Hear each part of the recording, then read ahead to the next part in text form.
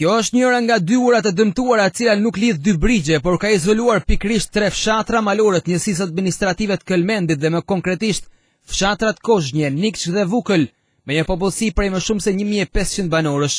Ndaj më njëherë pas njoftimit marrë nga administratori i Këlmendit Adriatik Çekaj, ka qenë prefekti i qarkut të Shkodrës, Paulin Radovani, i shoqëruar nga Plum Dani, shefi emergjencave civile në prefekturën e Shkodrës, si dhe nënkryetari i bashkisë Malësi e Madhe Sytkin Drecaj, të cilët kanë qenë prezent tek ura e dëmtuar, madje e nxjerr plotësisht jashtë funksionit nga prurjet e prejve malor të këtyre bjeshkve.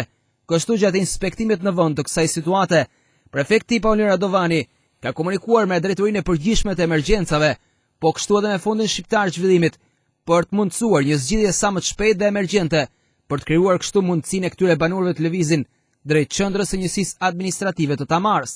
Ne jena mundu që me i bë këta takimet me njerëz ja thjesht mbledhje me zhurmë, si shta për emergjencë.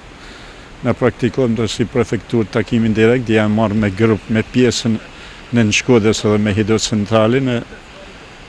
Sot kena arë me pa pjesën tjetër që është malësisë madhe.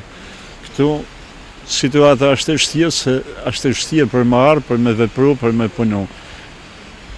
Në fakt të runxhat kanë zonat të mbinat edhe kanë bloku dhe uji ka ardhur deri në.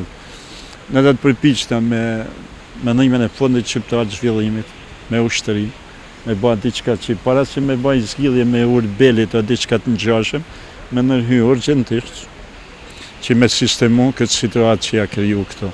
Besoj që për një kohë të shkurt, pra qyshat kena filluar me vepru, ne do ta hapum këtë segment të rrugët. Në të njëjtën linjë me prefektin Radovani ka qenë edhe administratori i njësisë administrative të Këlmendit, Adriatik Çekaj.